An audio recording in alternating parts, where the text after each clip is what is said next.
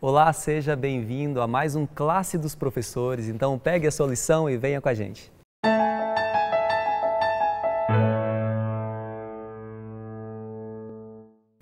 Que bom ter a sua companhia mais uma vez para juntos estudarmos a Palavra de Deus.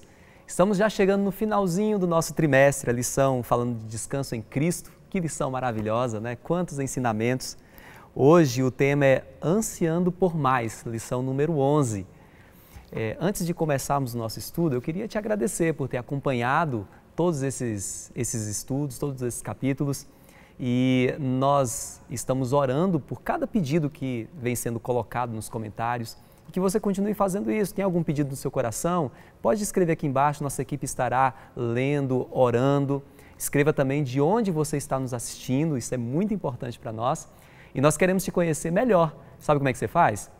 Você tira uma selfie mostrando que está assistindo Classe dos Professores e aí vai lá no seu Instagram, poste essa foto, nos marque lá, Adventista Lago Sul, e nós iremos te conhecer melhor. Já que estamos falando sobre conhecer, eu tenho aqui uma equipe muito especial e eu vou apresentar para você, que ainda não conhece, claro. Temos aqui o pastor Davi Sabino, ele é o pastor da Igreja Adventista do Lago Sul, Brasília. Ao lado dele está a Vanessa, ela é membro também da Igreja Adventista lá da Asa Norte, né, Vanessa? Ao lado da Vanessa está a Cristiane, é membro da Igreja Adventista do Lago Sul, e eu, Rafael, membro também da Igreja Adventista do Lago Sul. Bom, antes de nós começarmos o estudo da nossa lição, nós precisamos fazer uma oração. E a Vanessa vai fazer a oração para a gente, né, Vanessa? Oremos. Querido Deus, se faça aqui presente conosco, nos ensinando, nos capacitando e nos instruindo no que devemos fazer e como devemos pensar e aprender. Amém. Amém. Cuide de nós, pedimos pelo sangue de Jesus na cruz. Amém. Amém. Amém. Bom, então vamos estudar a lição? O tema é Ansiando por Mais. Olha só o verso para memorizar. 1 Coríntios, capítulo 10, versículo 6. Ora, estas coisas se tornaram um exemplo para nós, a fim de que não cobicemos as coisas más, como eles cobiçaram. Olha, a lição dessa semana, mais especificamente falando, ela inicia o comentário falando sobre a ideia de uma maquete, né? E a gente sabe que maquete é uma representação de algo real, né? Ela não é real em si, mas ela explica muito bem a realidade. Essa é a maquete, né, pastor? E, pastor, lá em 1 Coríntios, capítulo 10, né, versículo de 1 a 11, Paulo, então, ele fala sobre construir uma maquete, ou pelo menos ele parece estar construindo uma maquete do povo de Israel, né? Pastor, qual que é a mensagem que Paulo queria ensinar para a gente com todos aqueles exemplos lá que ele estava falando? Achei interessante como você introduziu, né, ou como foi introduzida a lição desta semana, falando sobre maquete e tudo. E o título, né, querendo mais, ansiando por mais, desejando por mais. Às vezes essa é a nossa vida. E o que Paulo vai dizer aqui nesse texto é exatamente isso. Nós queremos tanto o céu, é ou não é? Fala a verdade, você que está assistindo a gente aí. Você quer ou não quer o céu muito? Não é? Você anseia por muito mais do que o que nós temos aqui. Então, quando nós olhamos a maquete que nos é oferecida do céu, da vida eterna, da cidade, do companheirismo com Cristo, né, de toda aquela beleza que vamos ter quando estivermos no céu, a gente fica muito desejoso, assim como o que está afogando quer ar para respirar. Agora, aí vem um problema, né? Que é o que Paulo está dizendo. Às vezes a gente quer tanto que se perde na nossa busca. O que Paulo está dizendo aqui nesse capítulo, falando sobre a história, né, do povo de Israel, uma história de muitos erros, né, que às vezes é também parte da nossa vida, né? Idolatria lá, né? Imoralidade, entre eles lá, intemperança, bebedice, queixas. Eles testaram a paciência de Deus, né? Há uma descrição assim bastante ampla do que aconteceu na verdade. Então, o que Paulo quer dizer para você na lição dessa semana é o seguinte: Rafael, a tua pergunta é importante.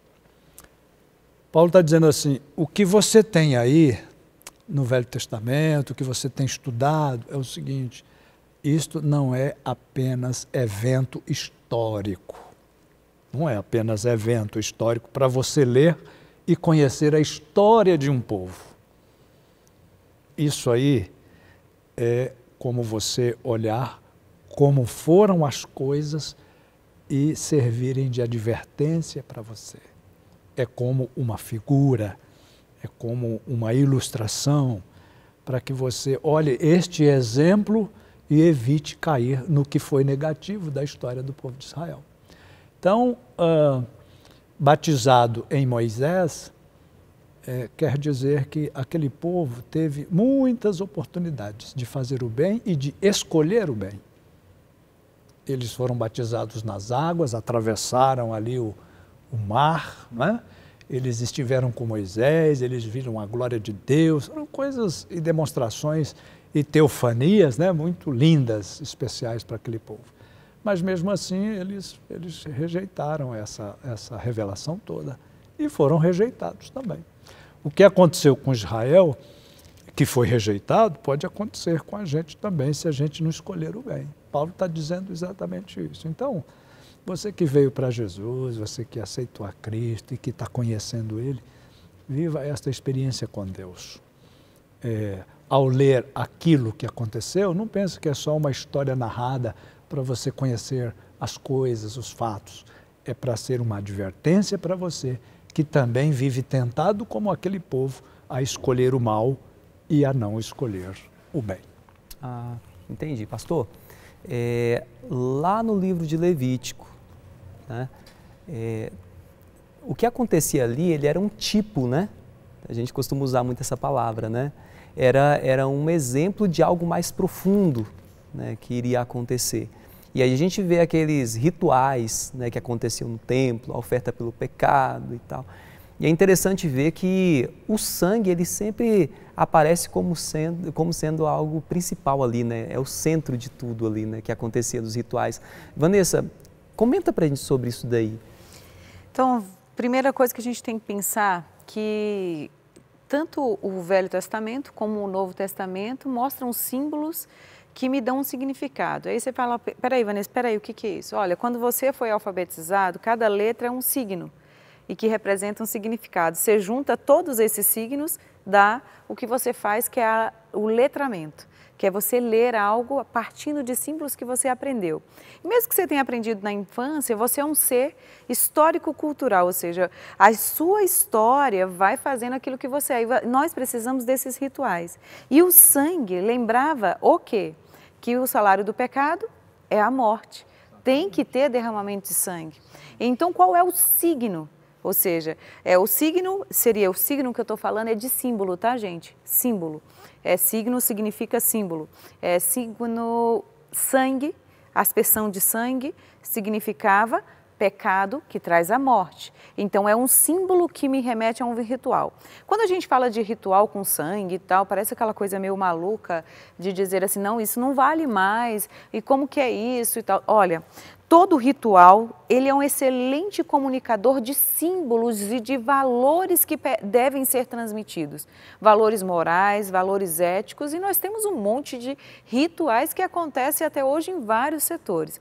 Mas todos os rituais têm que ser entendidos pelo seu contexto. Quando a gente fala de sangue, nós estamos entendendo o ritual do derramamento de sangue lá do Velho e depois no Novo Testamento, que é Jesus, nós estamos entendendo pelo contexto do pecado, salário do pecado. E aí, vocês estão entendendo que ritual tem que ser visto, ele é um comunicador de símbolos, certo? Muito bem, mas para eu entender o que ele quer comunicar, o que o ritual quer comunicar, eu tenho que entender o contexto. E esse sangue está falando de um contexto do que o salário do pecado é a morte, ou seja, tem que ter derramamento de sangue para a questão da consequência do pecado que aconteceu. Nesse contexto é que vem a certeza de que Cristo é o nosso sacrifício. E que ele, mesmo mostrando lá no Velho Testamento, e como somos seres históricos culturais, que vamos nos fazendo nessa identidade de história, a gente olha para o passado, consegue entender o presente e ainda vislumbra o porvir. só pela ideia do sangue de Cristo derramado na Linda cruz. essa sua observação, Vanessa, gostei muito, porque, na verdade, quando nós lemos estas figuras todas, esses signos, esses símbolos, né, eles querem nos remeter àquilo que você falou, que é Jesus Cristo. A gente deve ir à Bíblia não apenas para conhecer fatos sobre a história do povo ou sobre Deus, mas para descobrir em toda a tipologia e simbolismo a importância que nós temos dentro do plano e propósito que Deus tem para a vida da gente. E é exatamente isso que foi colocado, né? Então, o Velho Testamento, ele é uma maquete para a gente ter uma ideia completa do plano e propósito de Deus para a vida da gente. Tá, e ainda falando sobre maquete, tipo, exemplo, né? Eu queria, Cristiane, que você comentasse, agora vamos entrar em Hebreus, capítulo 4, né? Então eu queria que você comentasse sobre o descanso. Ele também tem a ver com isso que nós estamos falando, sobre tipo, exemplo? Então, Rafael, tem sim. Porque em Hebreus 4 ali, ele vai nos exortar o quê? A uma fidelidade, né? Apesar de falar ali do sábado, né, da aceitação da oferta divina, aquele descanso, né, de Deus ali se refere a uma promessa do Evangelho, o Evangelho da salvação.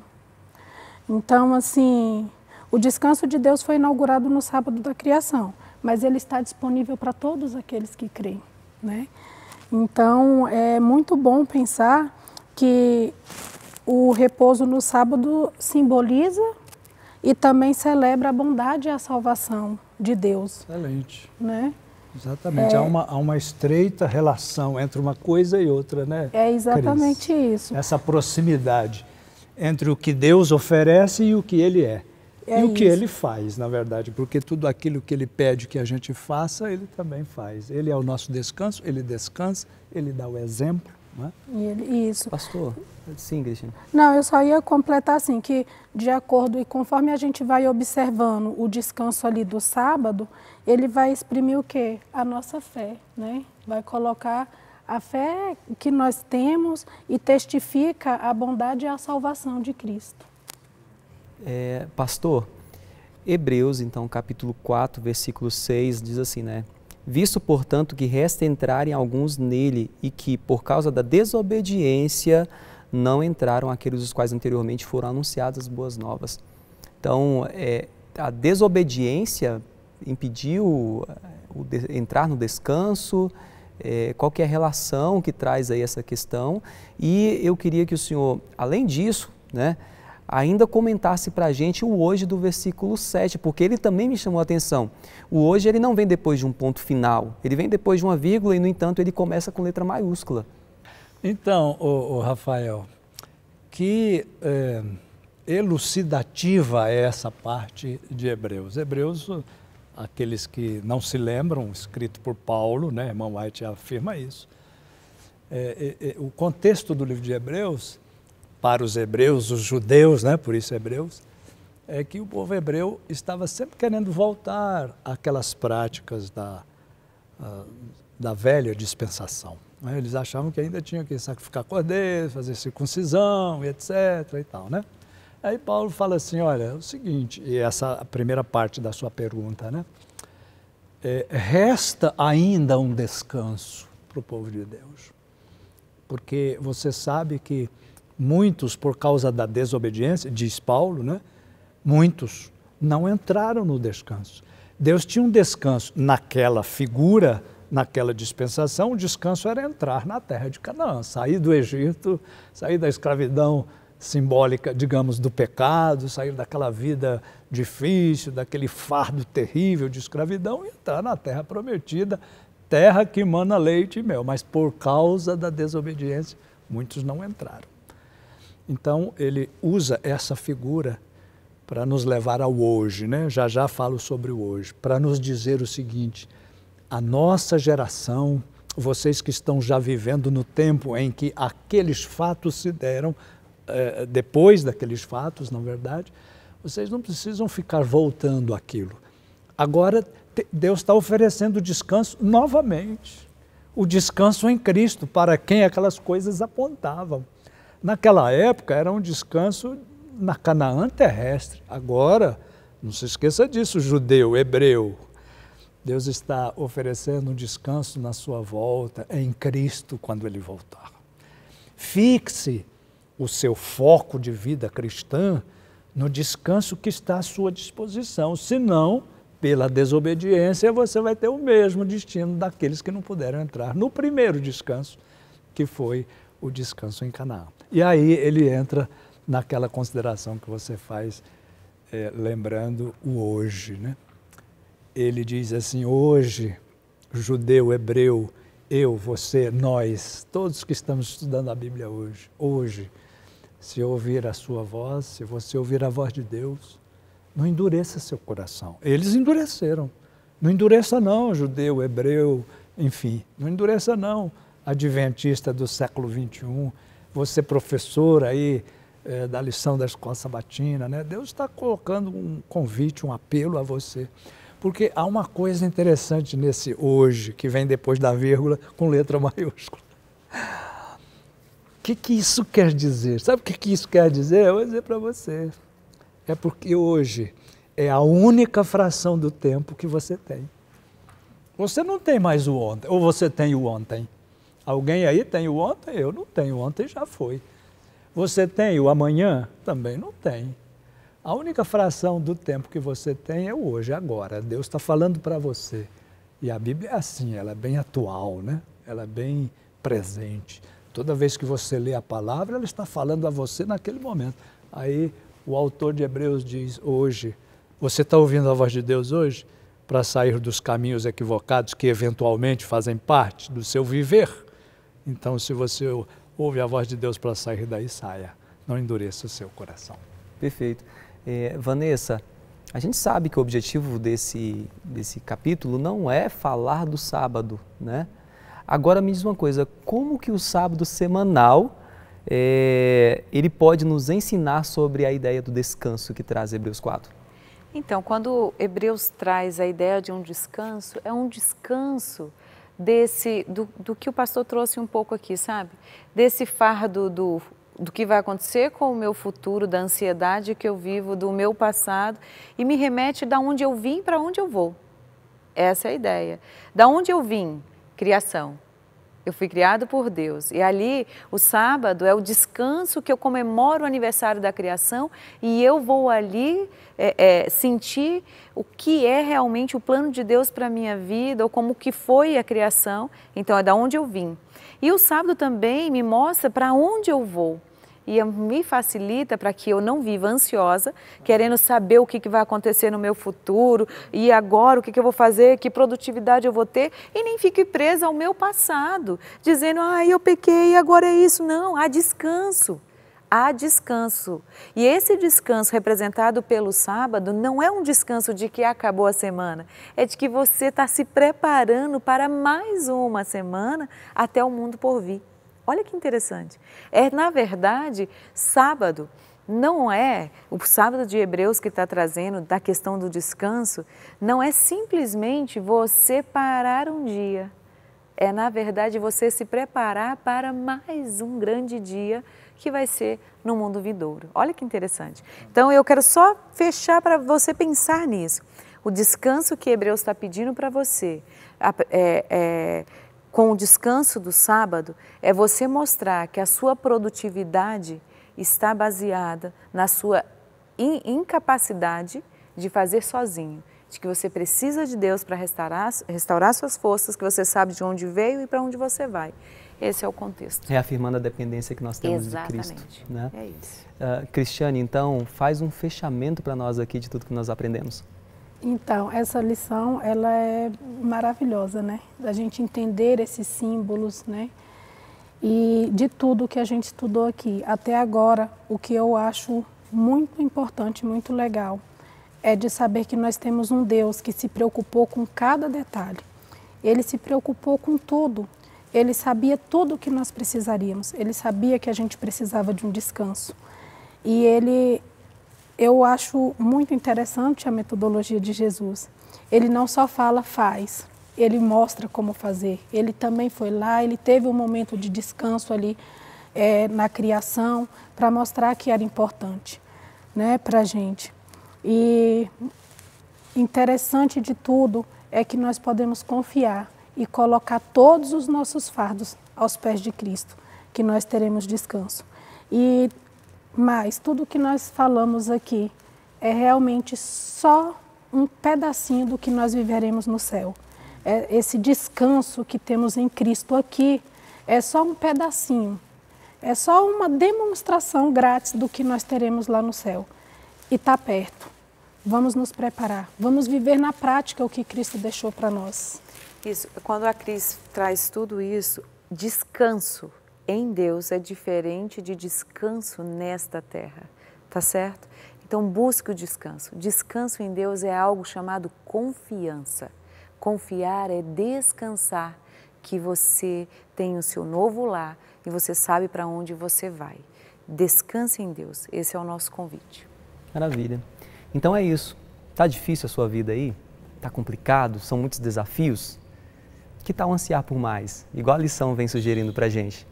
Que tal descansar em Cristo, entregar todas as suas lutas e suas dificuldades para Cristo e você então descansar em seus braços de amor? Que tal fazer isso? Vamos orar? Querido Deus, obrigado, Senhor, porque temos a certeza que o Senhor está sempre ouvindo as nossas preces, as nossas orações. O Senhor sabe de tudo que nós passamos, de tudo que nós enfrentamos. E nós te agradecemos porque nós temos a certeza no nosso coração de que o Senhor irá vencer o desafio por nós. Amém. Obrigado, Senhor, por tudo, nos abençoe, em nome de Jesus. Amém. Amém.